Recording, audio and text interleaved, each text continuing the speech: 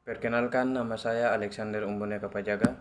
Saya dari kampus Tikas Giriau Sari Sumbawa, Prodi S1 Kesehatan Masyarakat semester 3. Di sini saya akan menjelaskan Dagusibu dengan swamedikasi.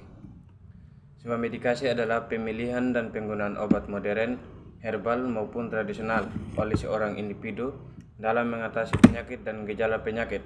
Swamedikasi dilakukan biasanya untuk mengatasi penyakit ringan seperti demam, diare, dan lain-lain.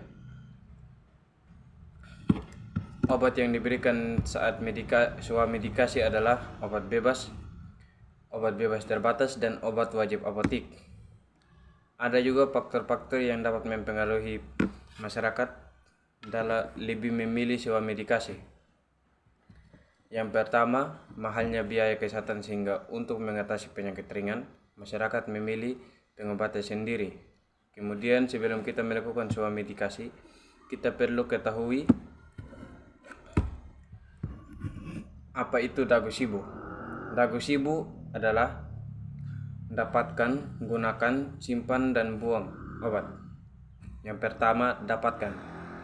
Pastikan kita mendapatkan obat di tempat yang terjamin kualitasnya, seperti apotik, klinik, rumah sakit, dan puskesmas. Di tempat tersebut, kita mendapatkan informasi mengenai obat yang akan kita konsumsi dari apoteker. Dan jangan lupa perhatikan obat berdasarkan golongan tanda pada kemasan.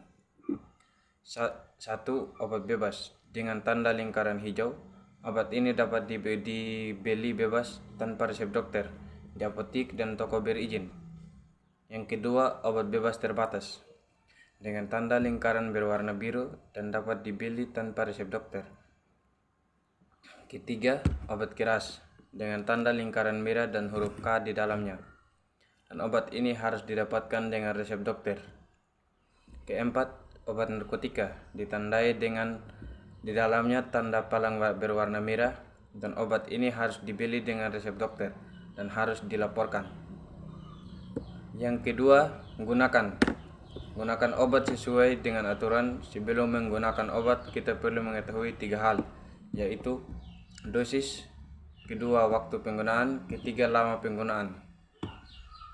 1. Memastikan dosis yang diberikan sesuai instruksi dokter dan catatan pemberian obat. Kedua, waktu penggunaan obat itu harus sesuai dengan frekuensi. Minum obat karena kandungan obat di dalam tubuh kita memiliki jangka waktu tertentu.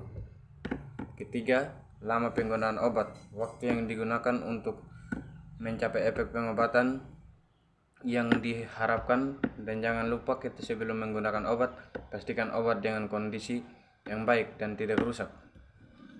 Yang ketiga, simpan obat dengan cara yang benar. Yang pertama, perhatikan cara penyimpanan obat pada kemasan. Kedua, letakkan obat jauh dari jangkauan anak-anak yang terhindar dari matahari langsung. Yang keempat atau yang terakhir, buanglah obat dengan cara yang benar.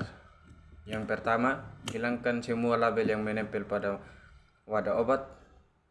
Dari obat tablet, obat kapsul, sebelum dibuang harus dilepaskan labelnya terlebih dahulu.